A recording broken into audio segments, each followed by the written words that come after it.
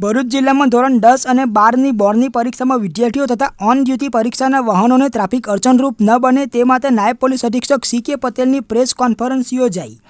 ભરૂચ જિલ્લામાં હાલ ધોરણ 10 અને 12ની બોર્ડની પરીક્ષાઓ ચાલી રહી છે, ત્યારે ભરૂચમાં ટ્રાફિક વધારે હોય છે, જેથી વિદ્યાર્થીઓ તથા ઓન ડ્યુટી પરીક્ષાના વાહનોને ટ્રાફિક અડચણરૂપ ન બને તે માટે ભારે વાહનો તથા ગુડ્સ કેરેજના ડાયવર્ઝન અને કંપની તથા ખાનગી પેસેન્જર બસોને ઊભા રહેવા માટે નક્કી કરેલા સ્થળ બાબતે 2 જાહેરનામા બહાર પાડવામાં આવેલ છે, જે બાબતે નાયબ પોલીસ અધિક્ષક સી.કે. પટેલની પ્રેસ કોન્ફરન્સ યોજાઈ.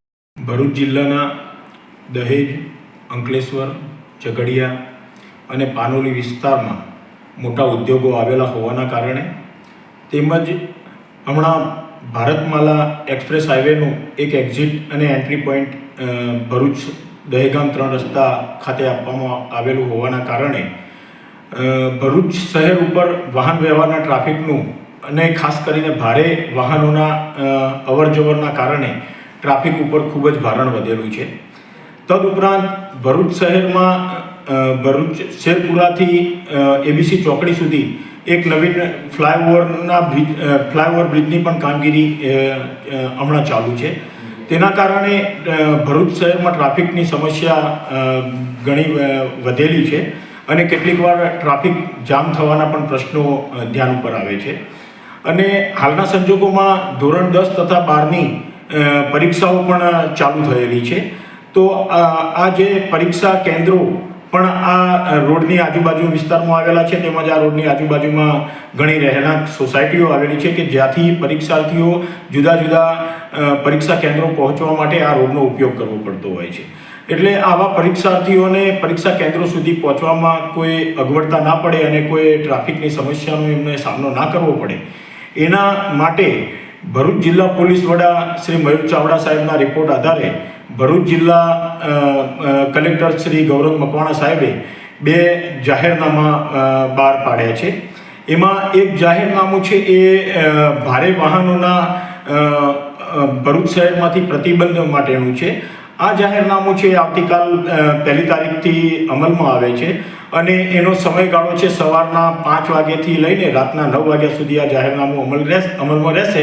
આ જાહેરનામા મુજબ જે ભારે માલવાહક વાહનો છે કે જેમાં માલની હેરફેર કરવામાં આવે છે, એસટી બસ, કંપની બસ અને સ્કૂલ બસ સિવાયના ભારે વાહનો, એમને આ દહેગામ 3 રસ્તાથી નર્મદા ચોકડી સુધી અને નર્મદા ચોકડીથી દહેગામ 3 રસ્તા સુધી જવા માટે પ્રતિબંધ ફરમાવવામાં આવેલો છે. અને એનો આ પ્રતિબંધનો સમય છે સવારના 5 વાગ્યાથી રાતના 9 વાગ્યા સુધી. એટલે આ રીતે ટ્રાફિકની સમસ્યા નિવારવા માટેનું એક જાહેરનામું ભારે વાહનો માટે પાડવામાં આવેલું છે. અને આ સમયગાળામાં આ ભારે વાહનોને જવા માટે એક જુદા જુદા 3 ડાયવર્ઝન આપવામાં આવેલા છે. જેમ કે દહેજથી વડોદરા તરફ જવું હોય તો આવા ભારે વાહનો દહેજ ટાઉનથી આમોદ ચોકડી થઈ, કડોદરા ચોકડી થઈ, મુલેર ચોકડી થઈ, આમોદ થઈ, સરભણ ચોકડી થઈને વડોદરા જઈ શકશે. ત્યારબાદ દહેજથી સુરત જવું હોય આવા ભારે વાહનોને તો આ વાહનો દહેજ થઈ, રૈયાદ થઈ, પખાજણ થઈ, વાઘરા થઈ, વિલાયત થઈ, દેરોલ થઈ, દયાદરા થઈ, નબીપુર થઈને સુરત કે અંકલેશ્વર તરફ જઈ શકશે. જ્યારે વિલાયત ખાતેથી એમને જો વડોદરા તરફ જવું હોય તો વિલાયતથી વડોદરા અને સુરત બંને તરફ જવા માટે એમને વિલાયત ચોકડીથી દેરોલ થઈ, દયાદરા થઈ, નબીપુર થઈ, ત્યારબાદ વડોદરા કે સુરત એમને જ્યાં જવું હોય ત્યાં જઈ શકશે.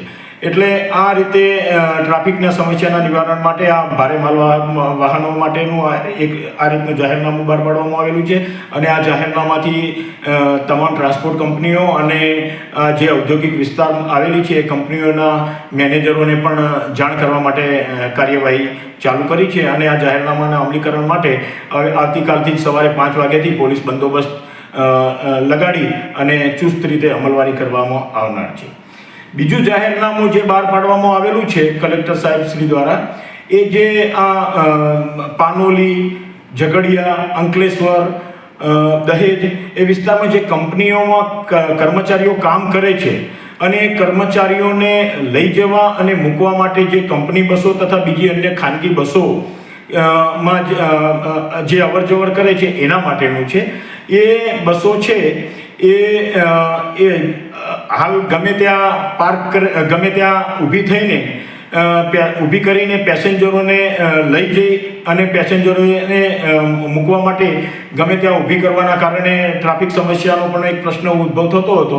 એટલે આ ખાનગી બસો કે જે કંપનીઓની બસો છે હવે ગમે ત્યાં ઊભી રાખવાના બદલે પેસેન્જરોને લેવા અને મૂકવા માટે ભરૂચ શહેરમાં 7 જેટલા પોઈન્ટ નક્કી કરવામાં આવેલા છે. જેમાં દહેગામ બાયપાસની બંને સાઈડથી પેસેન્જરનો એ લોકો લઈ પણ જઈ શકશે અને એમને છોડી પણ શકશે.